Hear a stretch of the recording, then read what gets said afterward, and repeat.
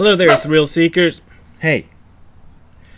Hello there, thrill seekers. Are you being seen by your Zen teacher? And if so, is that a good thing? We're going to talk about that and a few other things after 20 seconds of bass.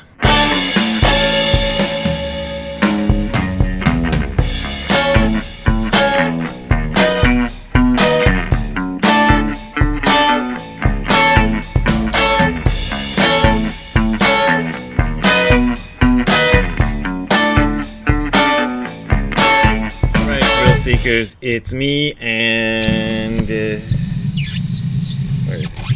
There's Ziggy, and somewhere in the backyard is Ziggy's good friend Fico. As I've said before, Fico is my sister-in-law's dog, and my sister-in-law and her husband are realtors, and they thought Fico sounded like Fido, and it was kind of a joke name, and that's why he's called Fico. And Ziggy is called Ziggy after Ziggy Stardust of the David Bowie song.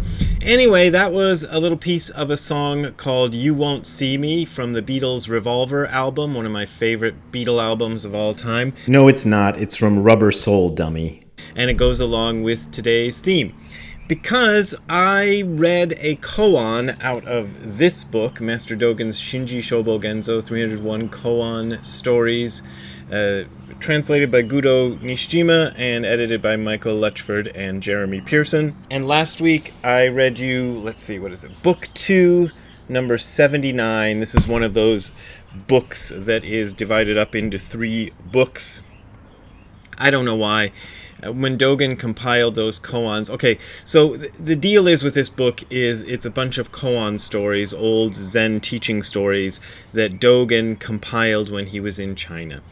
And it's not written by Dogen per se, as if he didn't come up with it out of his head and write it down. Well, he would have written with a pen, whatever. But he did compile it, and that's the deal with that. So, last week I read that koan number 79 in book 2. The koans don't have titles. I think some collections do give titles to the koans, but originally they don't have titles. That was my watch hitting the chair. So I'm going to read you the koan, and I'm going to read you Nishijima Roshi's explanation of the koan, and then I want to talk about some aspects of it that I thought of after I had made the video last week where I talked about this koan. Okay. When Master Ungai Shion was in the order of Master Sekiso, a monk asked Master Sekiso, when all houses close their doors, how do we behave ourselves? Master Sekiso said, what about the situation in the Zazen hall? 6 months passed before the monk could make a reply. He said, there is no one who will accept him. Master Sekiso said, your reply is very nice, but you have only said 80 or 90%. Hearing this, Master Ungai prostrated himself in front of Master Sekiso to request Master Sekiso to say something, but Master Sekiso would not say anything. Then Master Ungai grabbed hold of Master Sekiso, made the master leave his private room, and forced him to sit outside. Then he said, if the master won't say anything, I will have to strike him. This is getting pretty hot and heated here. Master Sekiso said, I have found the words.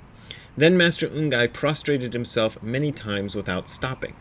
Master Sekiso said, there is no one who is aware of him. When he heard these words, Master Ungai experienced a reflection of the truth. Okay, that's the koan in its rawest form. Here is Nishijima Roshi's commentary. It's pretty short, so don't worry. A monk asked Master Sekiso, when all houses are closed, what should we do? This question means that if circumstances, that is, the external world, are aggressive towards us, what should we do? Master Sekiso replied by asking about the situation in the Zazen hall. When we think about our state in the Zazen hall, in other words, when we are practicing Zazen, there is nothing to worry about. Therefore, even if all houses close their doors to us, it does not matter. The monk could not understand the master's words, but after half a year he found a good expression to represent the situation. He said, there is no one who accepts him. To accept suggests to teach, and him suggests the monk himself. The monk recognized the situation that he is alone in the universe. On hearing this, Master Sekiso affirmed his words, but suggested that the monk had not expressed the whole of the situation. Master Ungai then urged Master Sekiso to teach him, and he prostrated in front of the master. Master Sekiso wouldn't say anything. He wanted the monk to get his own answer. Then the frustrated monk forced the master from his room and threatened to strike him.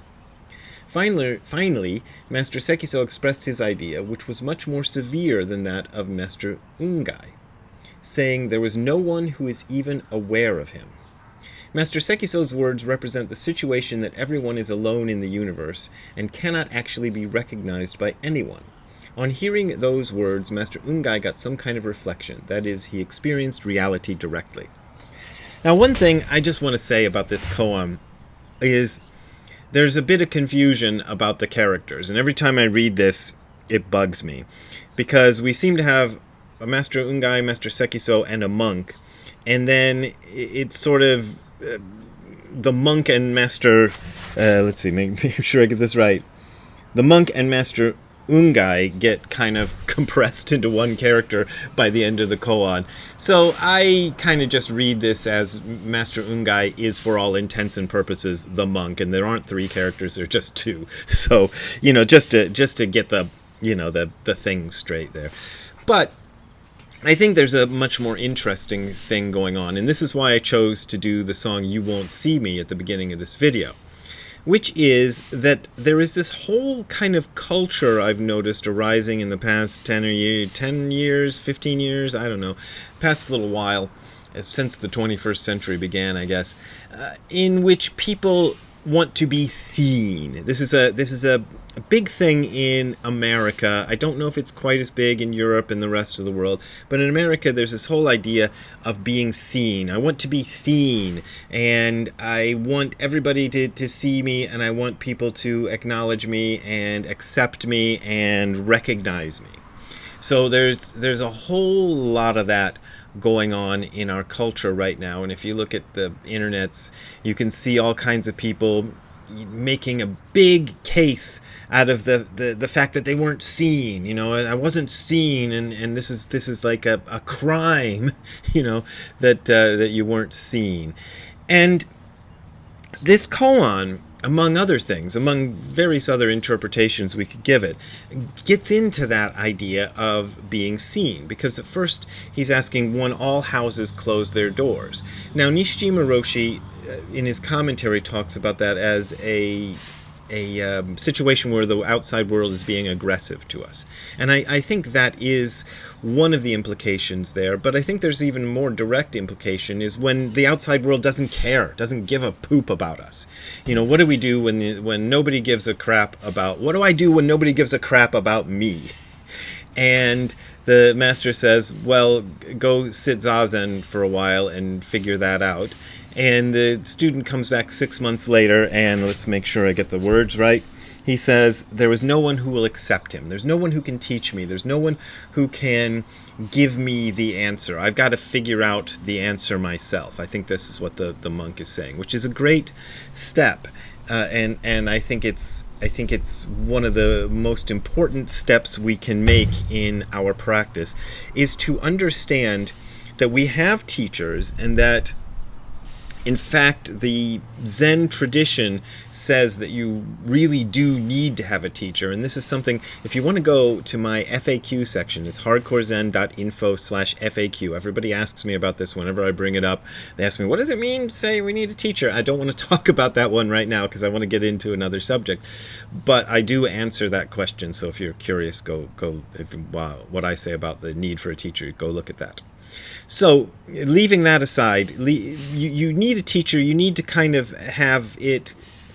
You can't just make this stuff up yourself. This is my interpretation of the thing about you needing a teacher.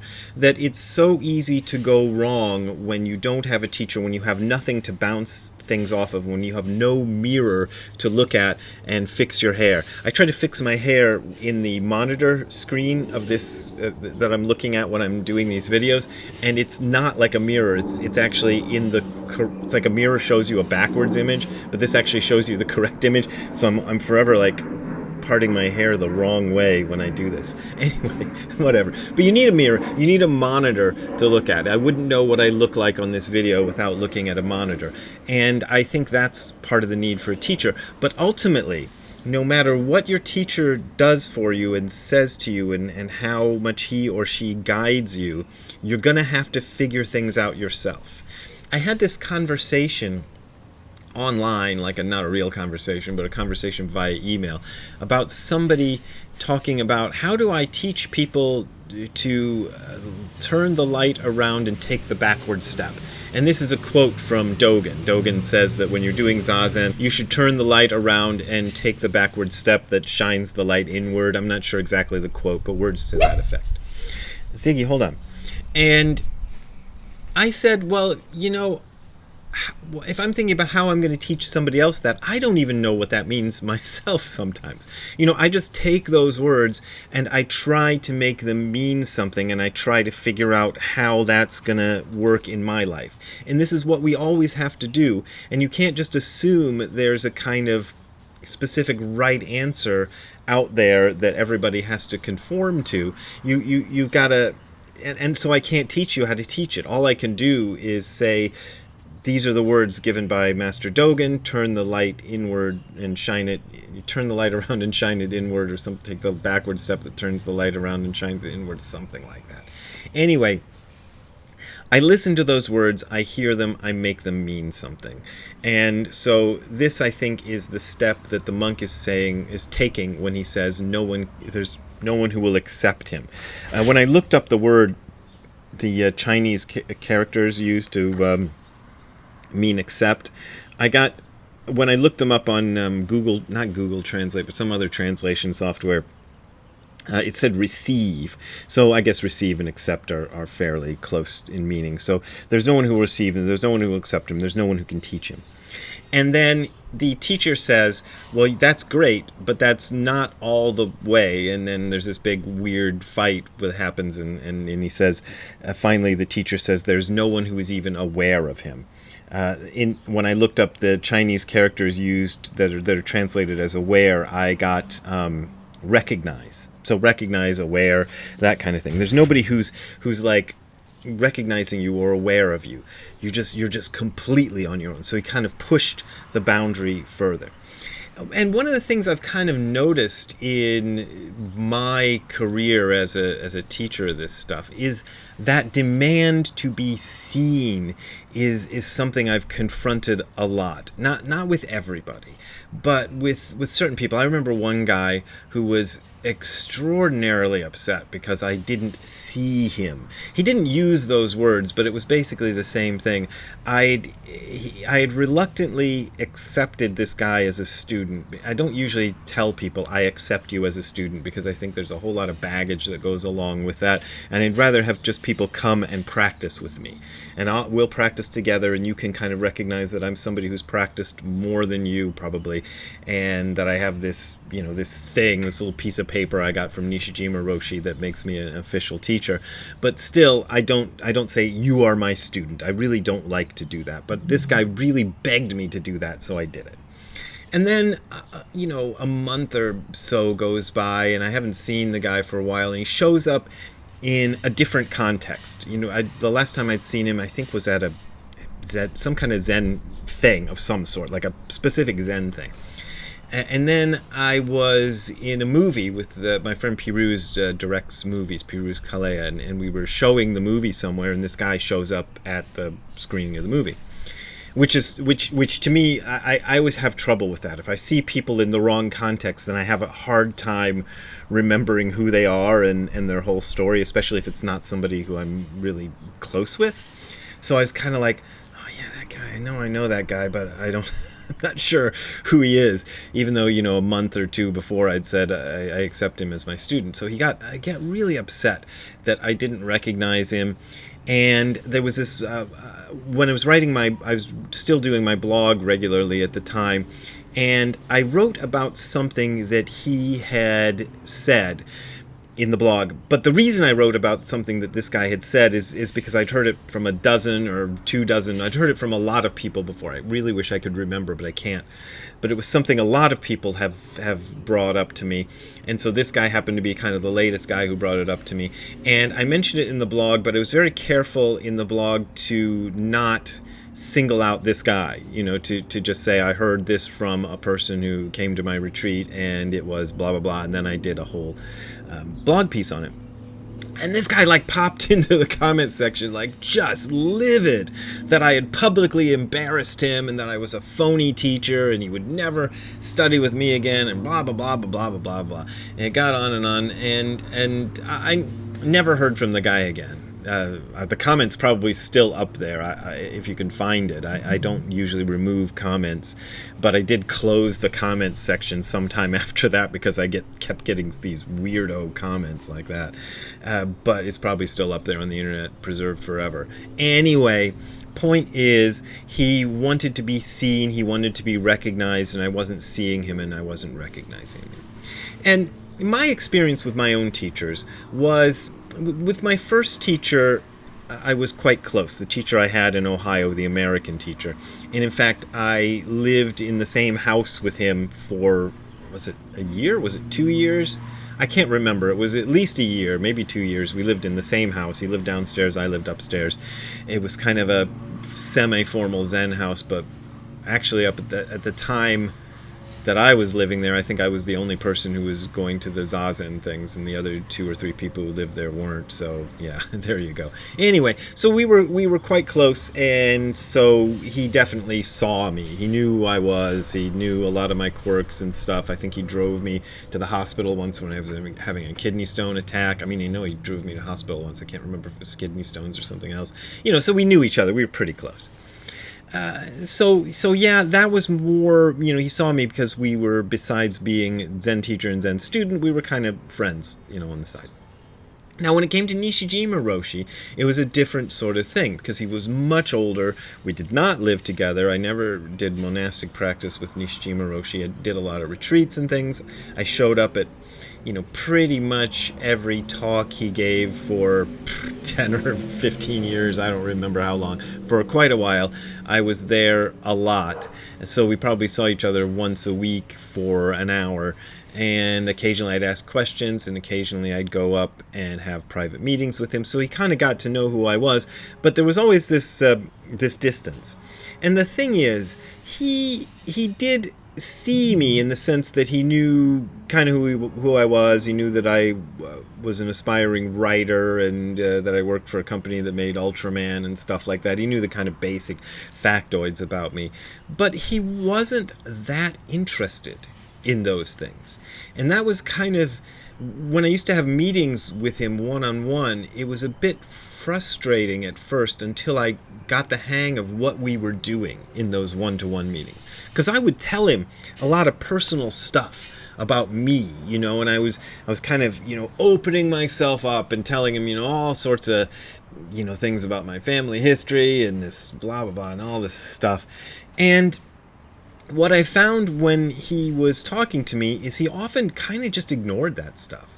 And he would remain very silent while I was talking to him, while I was going blah blah blah blah blah blah. This happened to me, and this happened to me, and I do this and I do that, and me. And he was waiting for me to say something that was connected to the larger picture. And if I ever managed, and I did manage, I think, a couple of times, when in the interactions I had with him and these meetings I had with him, I managed to finally stop talking about myself and get to something in the larger picture. And that's when we connected, and that's when we talked.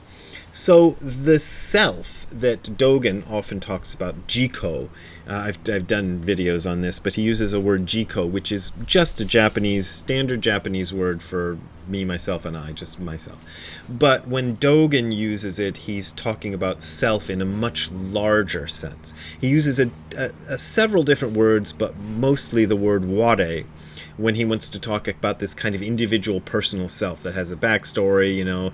I play bass and I'm in a punk rock band sometimes, and I wrote a bunch of books, and I have blonde. Well, I used to say I have blonde hair, but now it's brown, and I don't dye it because you can see on my beard. People always think I dye my hair. Anyway, so all this stuff, all this personal stuff, that I might be worried about. And I'm wearing this funny shirt that says, "Let's start a cult." I hope you all noticed that with the Kool-Aid Man on there. A little jokey shirt. So there's me.